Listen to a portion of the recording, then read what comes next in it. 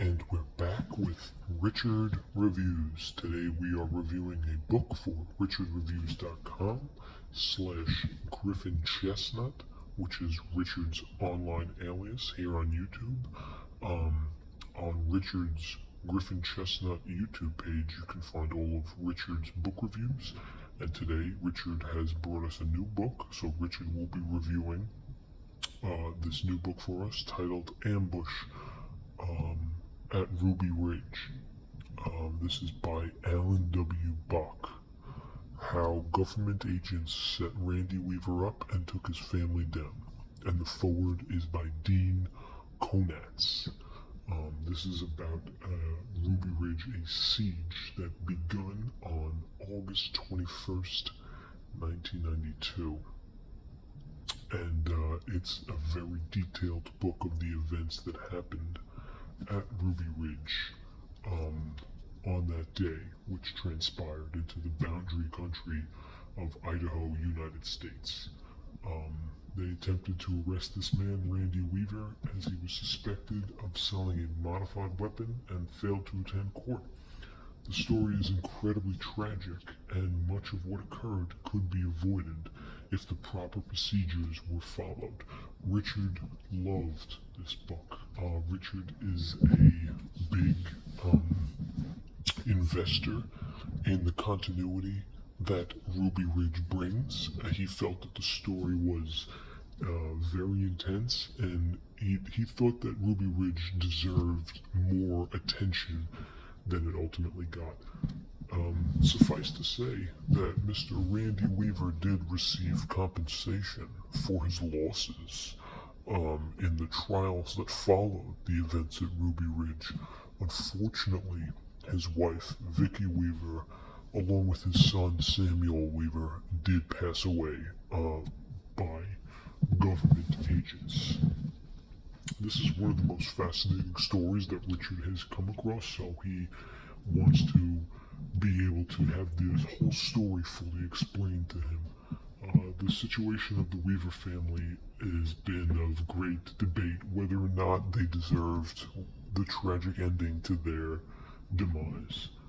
They were a loving family, as one would argue, in the 70s, and they both became illuminate in the doomsday reoccurring of explicit of Jesus Christ himself. This was a family that was brought together by natural occurrences, and the United States government tried to take their weapons and their property, and Mr.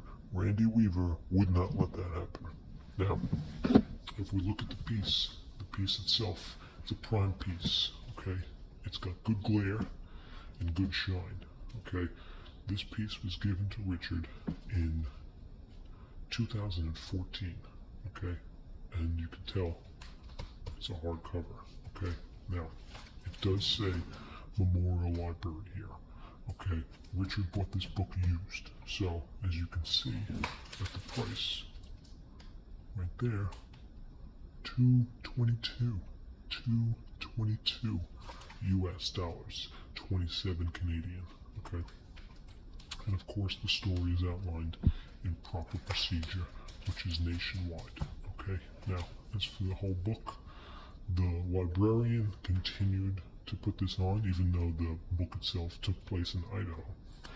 Ambush at Ruby Ridge, and even on the back, you can tell there's good quality ink right here, which really delves into the product on its own. Good quality ink, and these cabins that they ended up staying in this book had no plumbing and no electricity. Now, in the back of the book, you can see the author right here.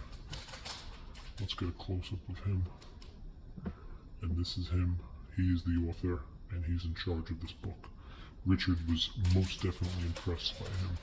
This is just stationary input that was brought on from the previous librarian, who unfortunately might have actually ruined the book, but we will not pay attention to that because Richard does not pay attention to this either.